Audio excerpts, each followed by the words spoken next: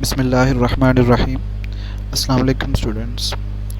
Today we will discuss about equilibrium constant. ठीक है, equilibrium constant की अहमियत पढ़ेंगे हम।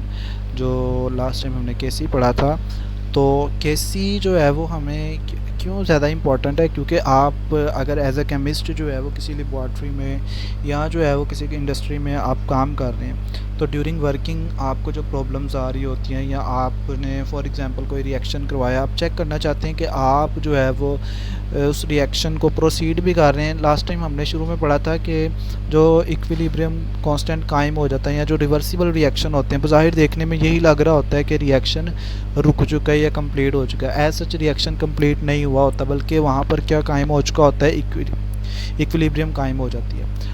अब हम एज अ केमिस्ट जो है वो उस चीज़ को आइडेंटिफाई करते हैं कि आया कि वहाँ पर जो है वो इक्विलिब्रियम कायम हो चुका है या रिएक्शन जो है वो रिवर्सिबल कंडीशन में आ चुका हुआ है या रिएक्शन कंप्लीट होगा या नहीं होगा। ठीक है, ये जो है वो हमें केसी बता रहा होता है। तो यहाँ पर हमने यही चीज़ डिस्कस करनी है। किसी केमिकल रिएक्शन में इक्विलिब्रियम कांस्टेंट की अद्दी वैल्यू जानने के बाद, यानी कि किसी केमिकल रिएक्शन के दौरान अगर आप केसी की वैल्यू जान लेते हैं, तो इसके बाद आप किस काबिल होते हैं इस रिएक्शन की सिमत और इसकी हद के बारे में पेशगोई कर सकते हैं। यानी कि आप जो है वो उस रिएक्शन को बता सकते हैं उसकी सिमत। सिमत से क्या मुराद है?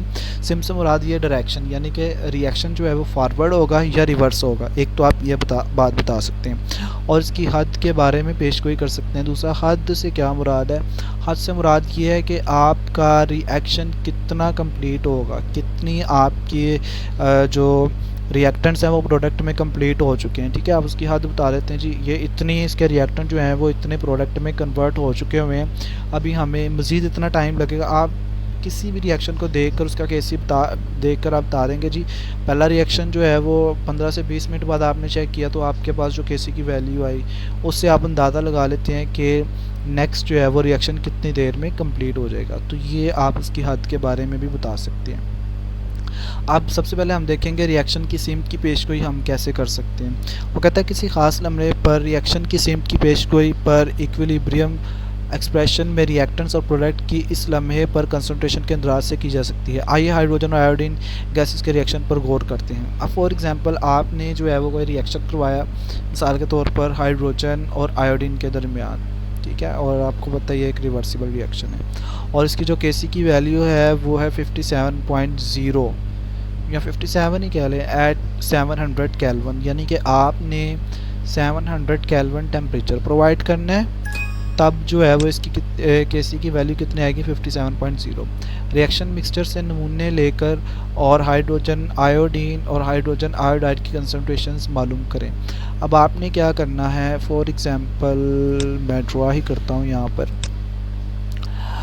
आपने फॉर एग्ज़ाम्पल किसी जो है वो बीकर लिया और ये कोई आपने बीकर लिया और इस बीकर के अंदर जो है वो आपने क्या ऐड की, आपने जो है वो हाइड्रोजन ऐड की H2 और साथ में आपने इसके अंदर क्या ऐड की I2।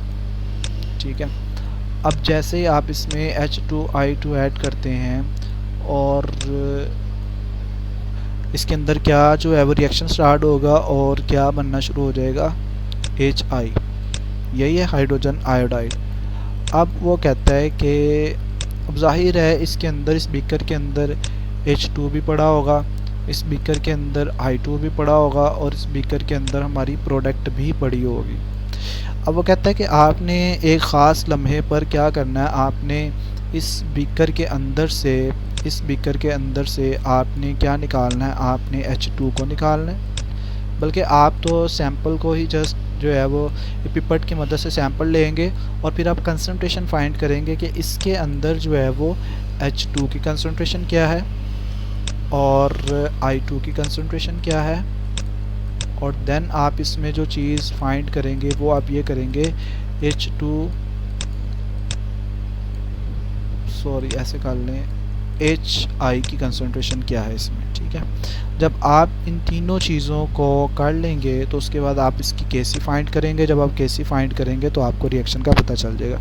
मज़ीद इसको आगे करते हैं फिर आपको समझ आएगी।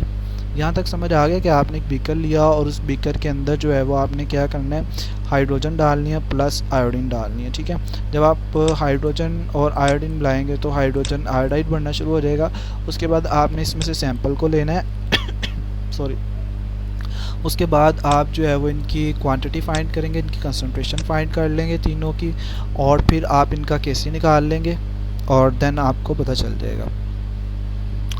अब यहाँ पर देखें फॉर एग्जांपल हमने जो है वो जो रिएक्शन मिक्सचर लिया था उसमें हमने जो है वो इनकी जो है वो वैल्यू फाइंड की।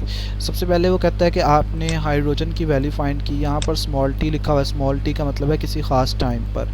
तो हाइड्रोजन H2 की जो कंसनट्रेशन थी वो थी 0.10 मोल पर डेसीमीटर क्यूब, और I2 की जो उसमें कंसनट्रेशन थी वो थी 0.20 मोल पर डेसीमीटर क्यूब, और HI की जो कंसनट्रेशन थी वो थी 0.40 मोल पर डीएम क्यूब।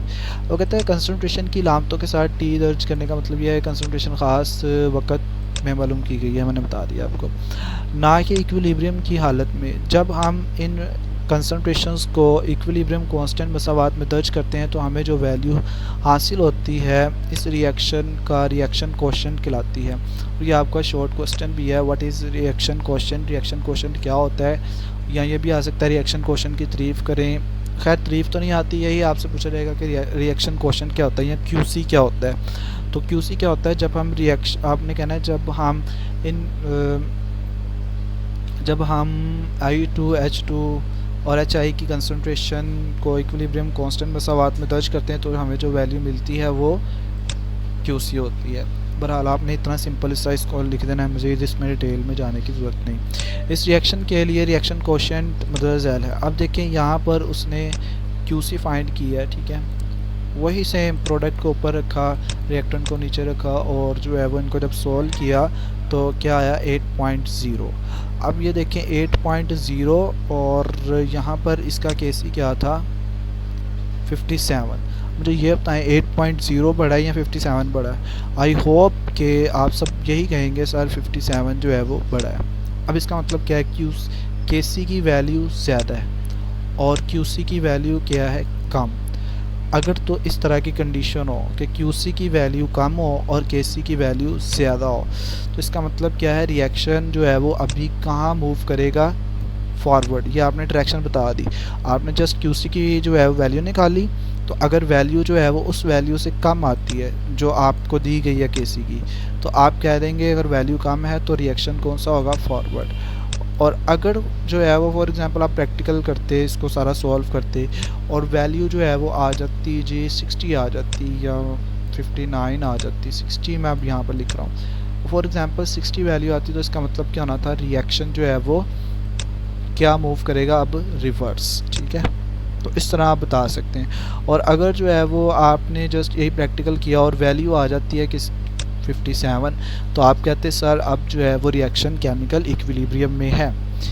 तो इस तरह आप इसकी सिम्त बता सकते हैं कि रिएक्शन फारवर्ड होगा या रिवर्स होगा। इस रिएक्शन की क्वेश्चन की वैल्यू 8.0 जो कि 57 से कम है, इसका मतलब है कि रिएक्शन इक्विलिब्रियम की हालत में नहीं है, इसमें प्रोडक्ट्स की मज़ीद कंसनट्रेशन की ज़रूरत है, इसलिए ये रिएक्शन आगे की सिम्त यानी फारवर्ड मूव करेगा, जैसे मैंने यहाँ पर आपको बताया, this reaction will be move forward direction. Reaction question QC की बहुत अहम है क्योंकि QC और KC की वैल्यू का मुआवजना करके रिएक्शन की सिम्त की पेशगोई की जा सकती है।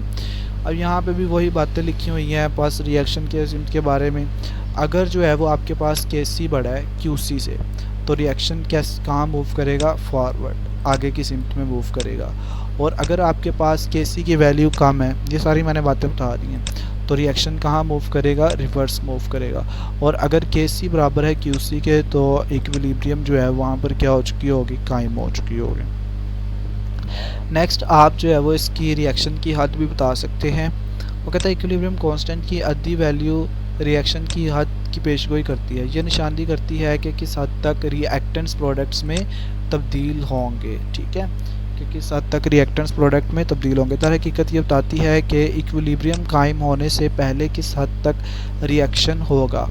आमतौर पर रिएक्शन की हद की पेशगोई के लिए 3 मुमकिनात हैं जो कि नीचे बयान किए गए हैं। सबसे पहले क्या है, अगर KC की वैल्यू बड़ी हो, ये भी इससे मिलता जुलता ही है। अगर KC की वैल्यू बहुत बड़ी आती है तो इसका मतलब क्या होगा किसी रिएक्शन केसी की बड़ी अधिक वैल्यू निशानदेही करती है कि इक्विलिब्रियम हालत में रिएक्शन मिक्सचर में प्रोडक्ट्स मौजूद हैं।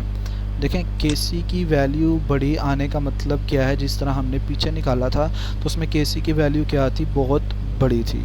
तो इसका मतलब क्या है कि उसके अंदर क्या पड़े हुए रिएक्शन मिक्सचर में प्रोडक्ट्स मौजूद हैं और रिएक्शन तकरीबन ना होने के बराबर हैं, रिएक्टेंट उसमें है ही नहीं है। तो अगर केसी की वैल्यू बड़ी आती है तो उसमें सारी यानी रिएक्शन काफ़ी हद तक क्या हो चुका है, तकमील तक पहुंच चुका है। मिसाल के तौर पर ये नीचे मिसाल दी गई है कि 1000 केल्विन कार्बन मोनोऑक्साइड की ऑक्सीडेशन तकरीबन मुकम्मल हो जाती है। अब ये कार्बन मोनोऑक्साइड है, इसका ऑक्सीजन के साथ रिएक्शन होता है, 1000 केल्विन प्रोवाइड करते हैं टेम्परेचर, तो CO2 बनती है हमारे पास। और यहाँ पर केसी की वैल्यू देखें 2.2 मल्टीप्लाई बाय 10 की पावर 22 है, ये बहुत बड़ी वैल्यू है, 10 की पावर 22।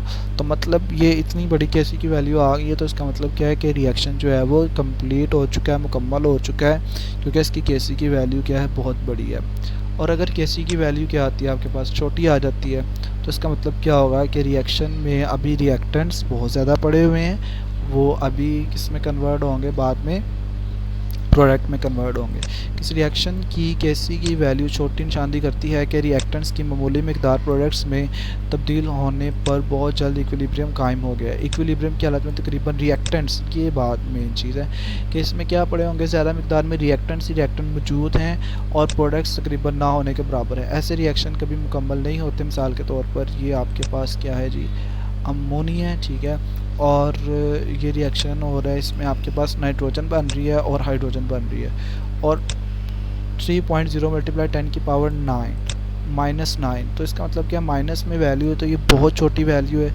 इसका मतलब केसी की वैल्यू बहुत छोटी है, तो ये जो रिएक्शन होगा ये इसमें क्या पड़े होंगे, ज़्यादा मिकदार में रिएक्टेंट्स पड़े होंगे।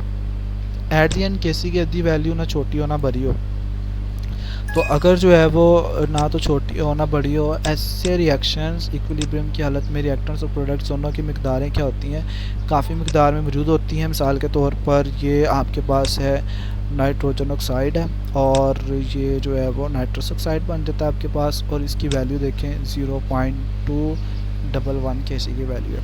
ये निशानदेही करती है कि इक्विलिब्रियम मिक्सचर में N2O4 और NO2 की काफ़ी मिकदारें मौजूद हैं। तो आई होप आपको समझ आई होगी। अल्लाह हाफिज़। नेक्स्ट हम नेक्स्ट चैप्टर को शुरू करेंगे।